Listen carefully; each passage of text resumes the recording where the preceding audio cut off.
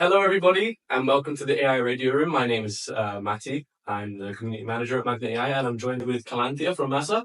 How are you doing today? I'm doing great. You guys are hosting a great event at ECC, and thank you so much for having me. Thanks very much. We appreciate hearing that. Do you want to tell us a little bit more about what Masa does, very briefly? Yeah, absolutely. So I'm a co-founder of Masa. My name is Calanthia.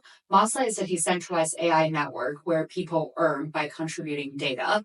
Our mission is to build the world of fair AI powered by the people, whereby we have an open permissionless infrastructure to provide data for AI model training. Lovely. That's a very good, brief answer. I think you're the first person that actually gives a very brief, nice. Nice. That's my forte. So obviously, you guys work very closely with data. I'd love to know a little bit more about data training based on data from the internet that's scraped, right? Absolutely. Loads of AI systems nowadays are trained just from public data that's available. I'd like to know whether you think it's ethical that we use that data to train AI models. Yeah. So at Masa, we believe that the future of AI should be fair. Yeah. And the future of fair AI should be powered by the people. And what does that mean? Any one of us should financially benefit from our personal data being used by AI companies to train AI model and AI agent.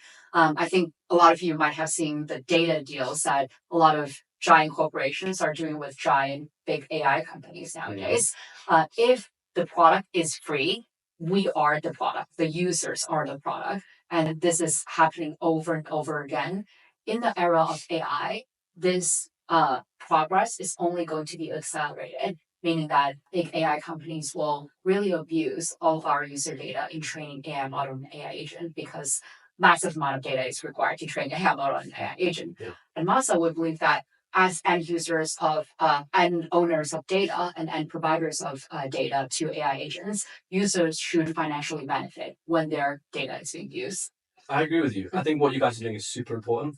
Thank you. Tackling all those key things that we're all here to fix, right, in Web3. Yeah. I'd like to know what you think about blockchain infra. So, do you think there's a pressing need for blockchain AI infra in AI? And why do you think maybe existing solutions in Web2 aren't sufficient enough to help solve the problem? Yeah, I think at the panel we were just at the Magnet AI open house, we had a great panel representing different parts of the AI stack or decentralized AI stack. Yeah. We have Masa and Space and Time really focus on the data portion. We have Aether focusing on the Endmind network, focusing on the decentralized compute part. And then we have projects such as you guys and Flock, etc., really working on the model part or the inverse part.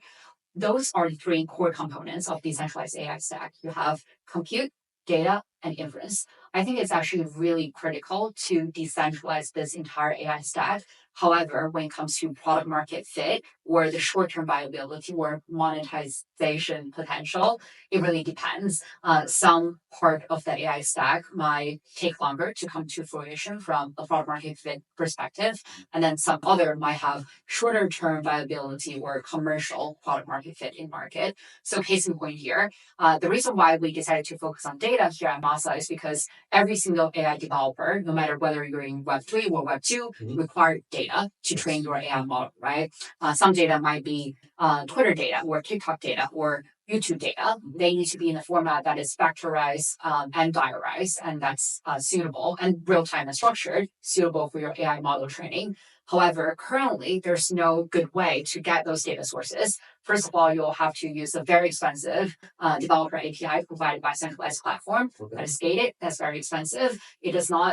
You do not get the data directly in the format that you need for AI model training. So we see data as really low-hanging fruit, an easy way for us to decentralize by providing a decentralized network of node workers whereby they aggregate, annotate, and process data in a collective and decentralized manner, and then return the feedback or the output back to developer. We think this is lowest hanging fruit that we can tackle in a decentralized AI stack. And obviously, other parts of decentralized AI stack are also very interesting. And I'm constantly inspired by projects like yourself building it. Thank you. Really good to hear that one. So, two of Masa's key actors are validators who maintain the integrity of the network and worker nodes, right? Yeah. Like you mentioned, who contribute data, provide compute. Right. So what measures are in place to prevent the centralization of influence among validators or workers in the network? Yeah, that's a great question, and it shows that you definitely read our product documentations and understand how Masa works. Yeah. So I'll probably take a step back and briefly introduce the framework that we have in the network. So in total, we have 3 different types of actors on the Masa network. 2 of them you already mentioned. One is validator, ensuring the quality of the output. One is worker, who contribute data and resources to power the decentralized network. The third one is developer, people who query the network in order to get data output. So what we have in place is really an interesting incentive mechanism based on game theory to reward players who provide the highest amount of utility. For example, if you're a node worker and you may provide a lot of low quality data, your rewards will be lesser compared to other people who provide higher quality data. So a few dimensions we will look at include quality of the data, the amount of data, but as well as uptime of the node that you're running. So the way we think about the diversity in the ecosystem, especially when it comes to node worker and validator, is really a matter of only rewarding the highest utility provider in the ecosystem.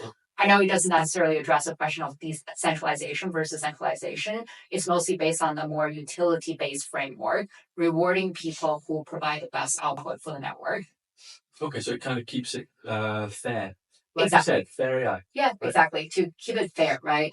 Very similar to how BitTensor designed their ecosystem, whereby each subnet would have 256 miner spot. Of course, you can have hundreds of thousands of miners who are interested in providing work for a subnet. However, only the top 256 miner on a subnet at any point in time gets a weight that represents a portion of the emission assigned to you. So you're constantly in this really interesting competition to provide higher output, to provide more useful information for the subnet. Similarly, on Masa network, again, we judge people's utility based on uptime, based on quality and amount of data. And based on those dimensions, we basically self-select the highest quality participants in our ecosystem.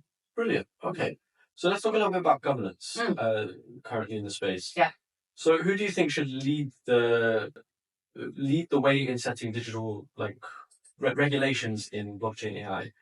Do we think it should be the government, or do we think it should be private companies?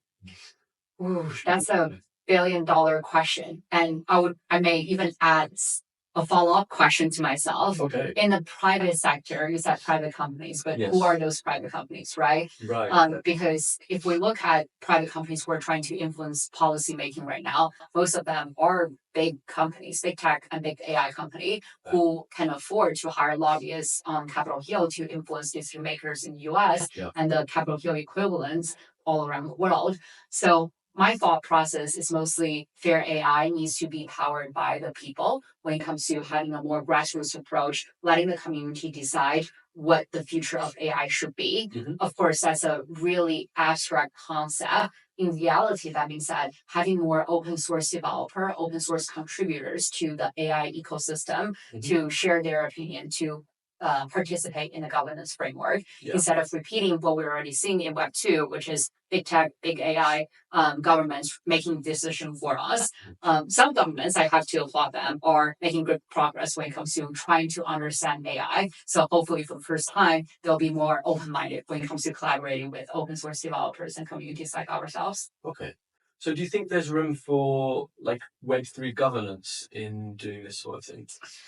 Yeah, that's really interesting, right? Because theoretically, yes, but then it becomes a question of who decides the governance framework of such Web3 governance framework, right? It's the centralization issue. Exactly, exactly. So theoretically, yes, but it truly depends on how the Web3 governance framework is set up. Okay, lovely. Thank you very much, Calanthia. And thanks everybody at home for joining us. Keep an eye out for any more AI Radioroom episodes, and we will see you very soon. Thank you. Bye.